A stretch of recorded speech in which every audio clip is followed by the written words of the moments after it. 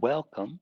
And so what we're going to do for uh, this next lecture is we're not going to present this as just its own AP topic. We're going to talk about system feedbacks, which are an important concept in environmental science in relation to topics 1.1 and then 1.8 through 1.11.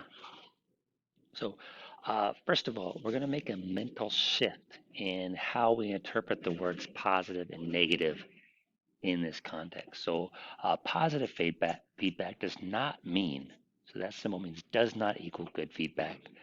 Negative feedback does not equal bad feedback. So like if someone gives you negative feedback on something, sometimes you see that as someone criticizing something.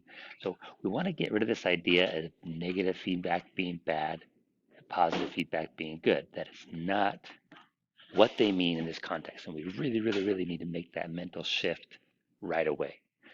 Okay. Now, with that being said, what do they actually mean? So we're just going to sort of define it really fast first, and then I'll give you some context with which to kind of understand what this means in our setting. So positive feedback means that a change, right, an external change is intensified or made larger by the system's response. So we're going to say that again. Positive feedback means some sort of intensification of a change, right? And that intensification is caused by however the system responds to that change. Again, I will give you context here shortly to help you understand what this looks like.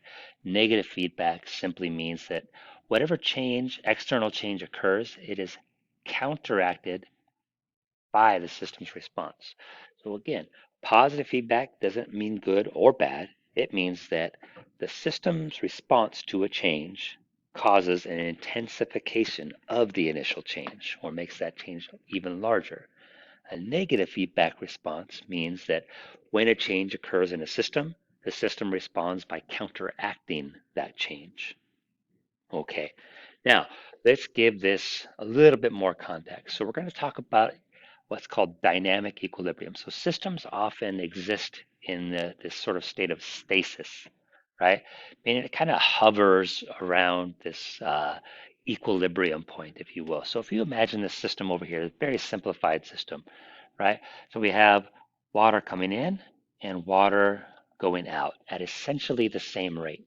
So that equilibrium, dynamic equilibrium in this case, we could picture as being the level of water inside that container, right? Remaining more or less constant. Now, it might not be constant, like set at that point, but it's going to sort of hover around that fixed point. So that's what we mean by dynamic equilibrium. Now, sometimes an external stimulus can disrupt that equilibrium. So, for example, let's say that the top faucet flow is increased in that case. Okay, that's going to disrupt this equilibrium and likely cause the water level to come up some, right? Now, when that equilibrium is disrupted, the system might respond, right? In one case, it might bring itself back to equilibrium. So that would be counteracting that stimulus. So that would be that negative feedback. Okay, now the way that that might look in this instance would be because the water flow in increased, if the system were to respond by also increasing its outflow, right, that would be a negative feedback response because we had an external stimulus, right? The system responded to that external stimulus by essentially counteracting it or balancing it out so that we maintain that sort of equilibrium. Okay, now it might be that the system responds differently. Okay, so again, we have this external stimuli. This outflow increases dramatically. Okay, that would cause that water flow to go up. Now, it might be though that rather than increasing this flow outward, right, we might get a positive feedback. Okay, so if, for example, in this instant, by increasing the flow here causes the water level to go up. If perhaps, in this instance, the water level going up caused something to happen so that the flow decreased out, right? What would happen then is that initial change of upward would intensify because the system responded by decreasing the output, making that uh, water level rise even more. And that would be what's called a positive feedback. Okay, so again, not positive doesn't mean good, negative doesn't mean bad. What it does mean is referring to is how the system responds. If the system responds by reestablishing equilibrium, it's a negative feedback. If the system responds by reinforcing that change, right, it's a positive feedback. So let's look at some actual real examples in nature. So let's take a body system, for example, and something we're all familiar with. So let's say you go outside in the winter, right, and it's cold outside, so your body temperature begins to drop a little bit. Now, so here's our external stimulus. Outside, your body temperature begins to drop because it's cold outside. So the system in your body will respond in that case by shivering, right? Now, in the process of shivering, your body is having to do a little extra work, right? Therefore, going to generate a little bit more heat, right? And returns your body temperature back to normal.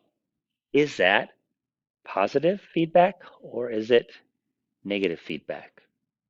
Okay, so in this case, we had a change, right? But the system responded to counteract that change and keep us back to normal. So that is a negative feedback response. Okay, now next example, we can look in the climate system. So for example, let's say the ocean surface temperature heats up a little bit because of climate change. Okay, now with the warming temperature, right? That is going to cause some sea ice to melt in the Arctic. Okay. Now, with less ice in the Arctic, right, there's going to be more absorption of solar radiation by the ocean, causing the ocean to heat even more. Okay, so we have a change, which is increased temperature of the ocean. The response is less ice and more absorption, which means more change, right? So we have an intensification of the initial change, making that a positive feedback. Okay, we will in class, of course, go over this a little more and try to come up with some of your own examples to see if we're on track. But I just want you guys to have a clearer understanding of what positive and negative feedbacks mean. And we'll also go over some examples of what this might look like in an ecosystem. All right, we'll see you next time.